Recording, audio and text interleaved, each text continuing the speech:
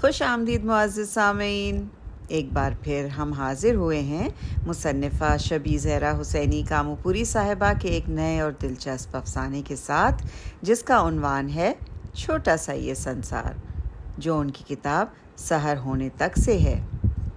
سامعین، عورت اور مرد خاندانی اکائی کے دو پہیے ہوتے ہیں جن کے ذریعے زندگی کی گاڑی چلتی ہے، لیکن عورت اپنے چھوٹے سے اس سنسار کے تانے بانے کو جس طرح اپنی جفاکشی اور قربانیوں سے بحال رکھتی ہے، اس کا اعتراف علامہ اقبال جیسے حساس شاعر اور مفکر نے بھی کیا ہے۔ وہ کہتے ہیں، وجود زن سے ہے تصویر کائنات میں رنگ، اسی کے ساز سے ہے زندگی کا سوز دروں۔ تو آئیے سنتے ہیں ایسی ہی ایک عورت کی کہانی، چھوٹا سا یہ سنسار۔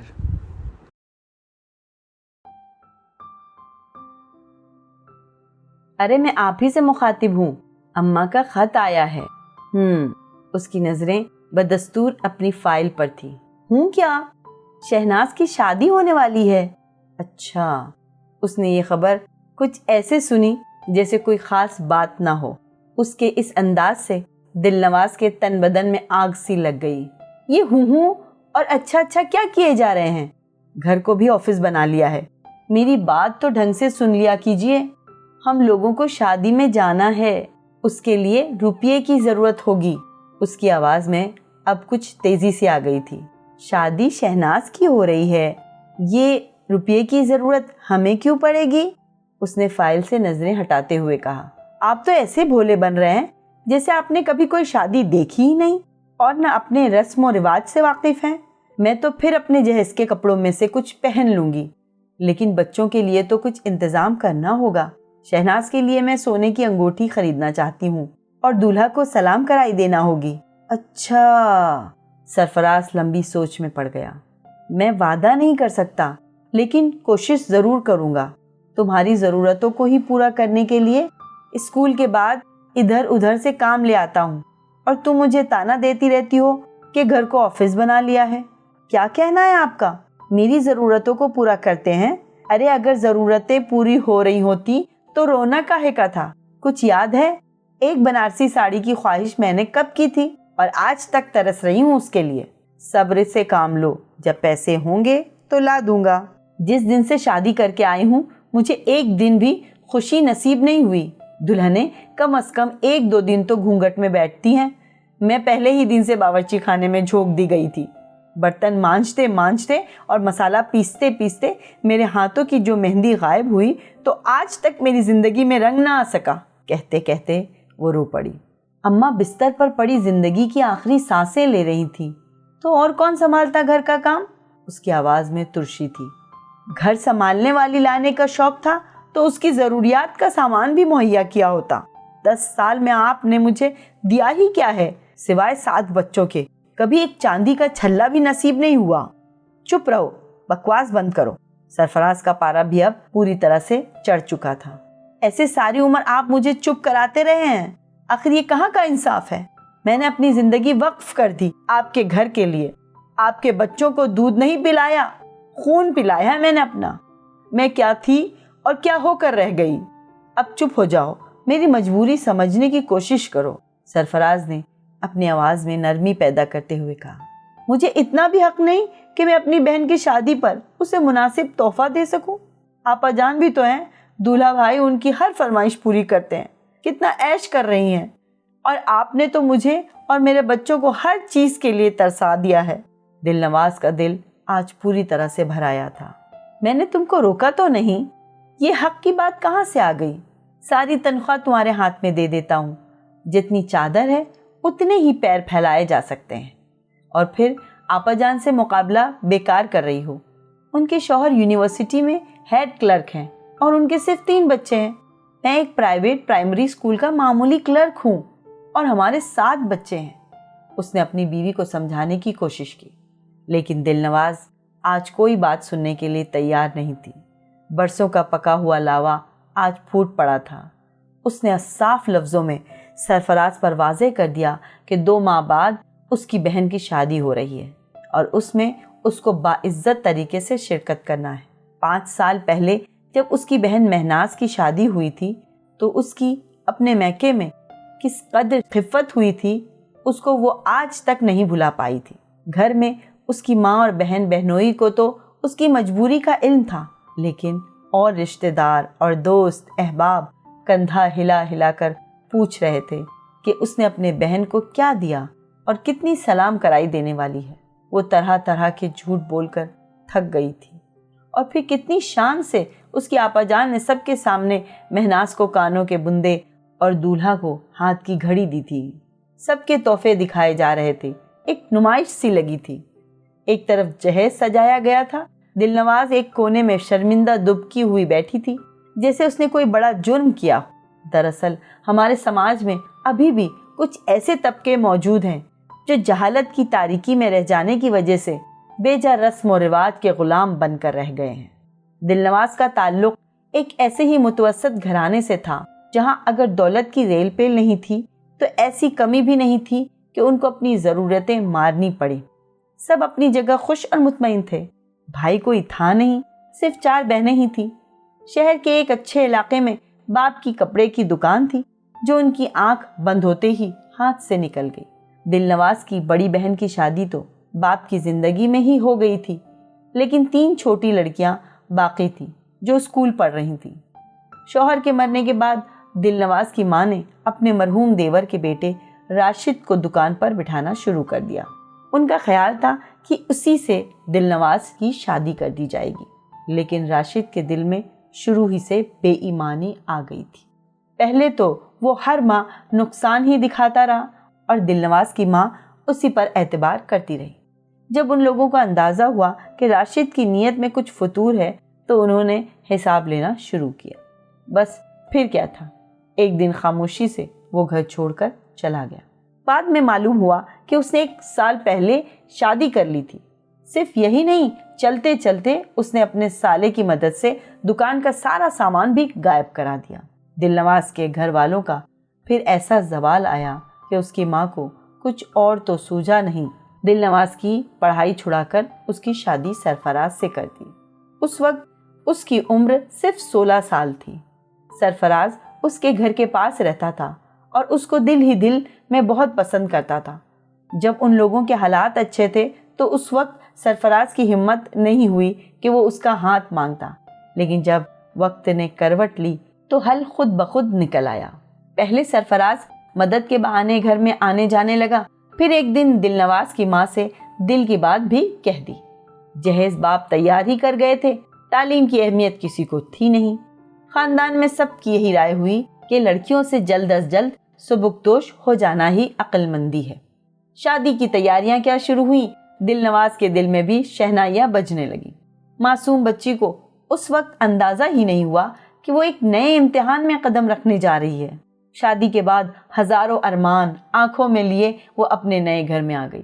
2 کمروں پر مشتمل یہ مکان اجالوں کے لیے نہ جانے کب سے ترس رہا تھا، لیکن سرفراز کی باہوں میں جب وہ آنکھیں موند لیتی تو اسے یہ اپنا چھوٹا سا سنسار بہت روشن نظر آتا۔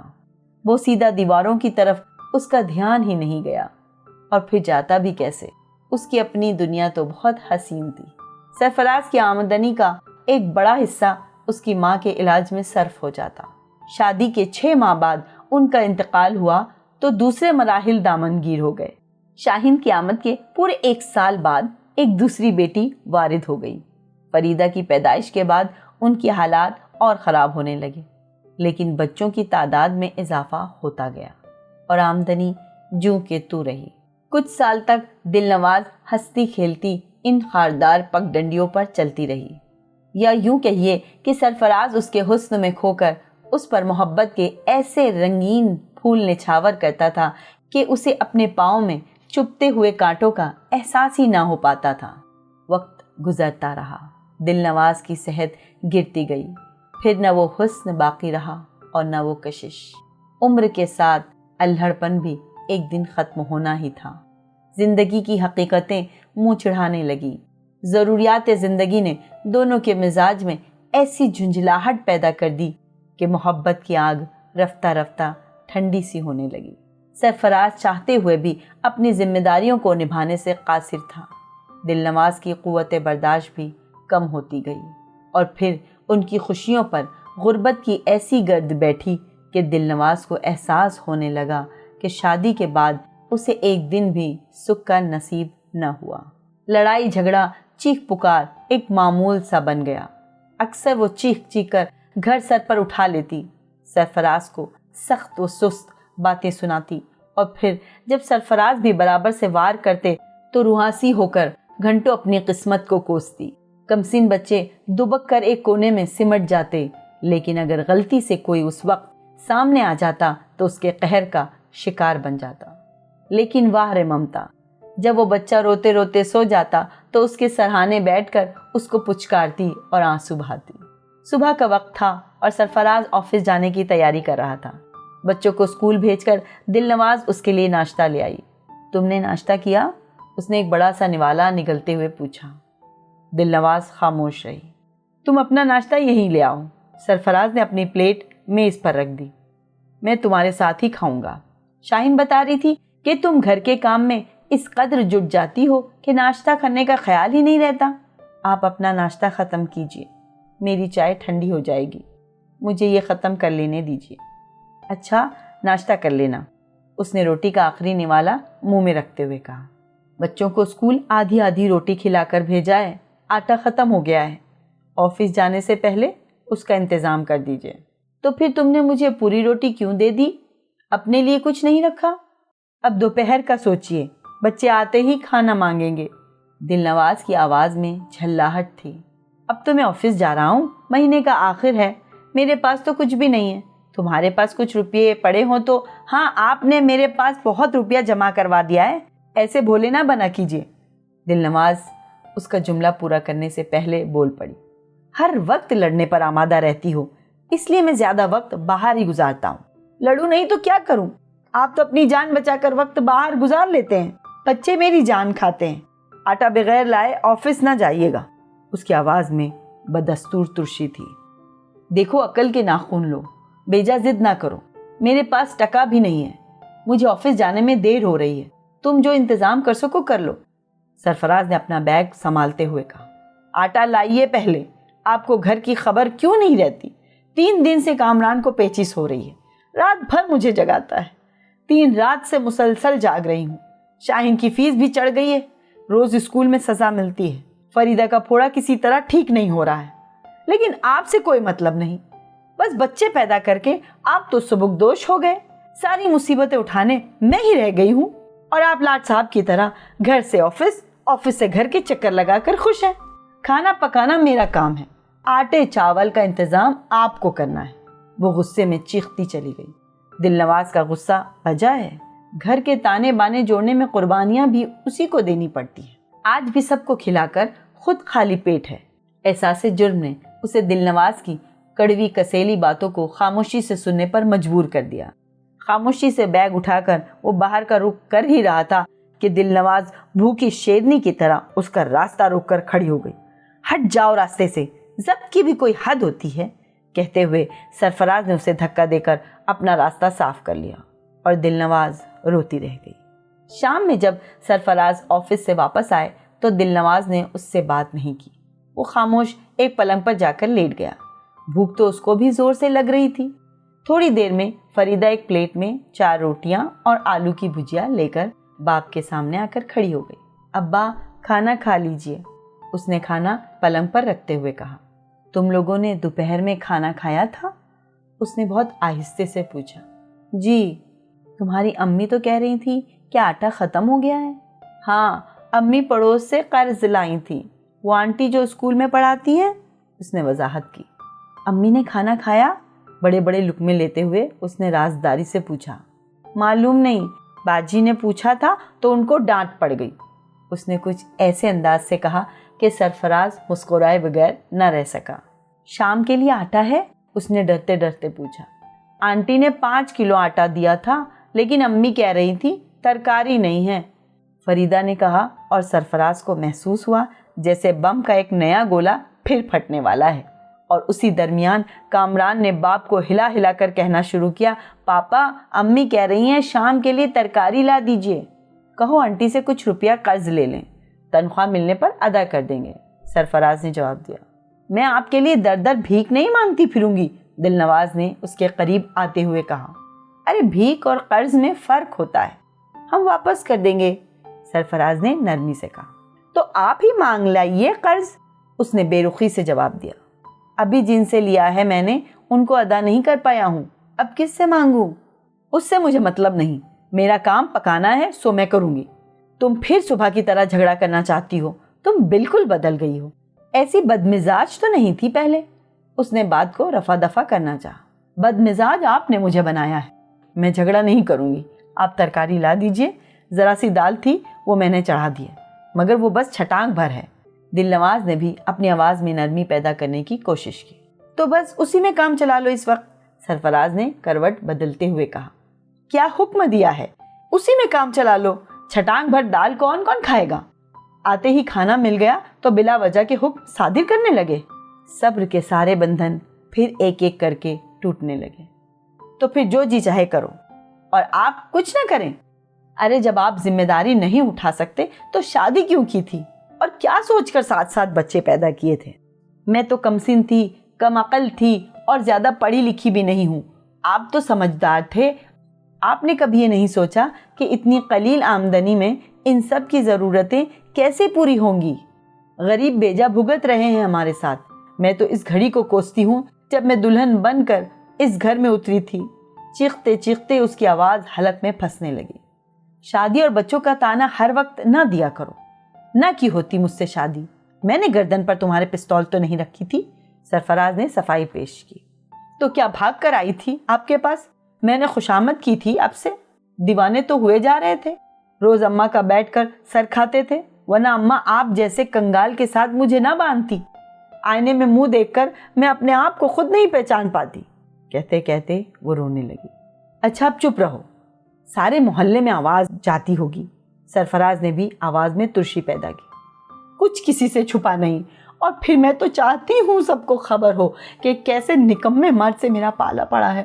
تم میرے بچوں کو پیٹ بھر کر کھانا نہ کھلاؤ اور میں خاموشی سے دیکھتی رہوں، کب کی چلی گئی ہوتی، صرف بچوں کا منہ دیکھ کر رہ جاتی ہوں۔ تمہیں کسی کا منہ دیکھنے کی ضرورت نہیں، جب جی چاہے چلی جاؤ، میں روکوں گا نہیں، وہ پوری طاقت سے چیخا۔ اب سرفراز کی بھی قوت برداشت جواب دے چکی تھی۔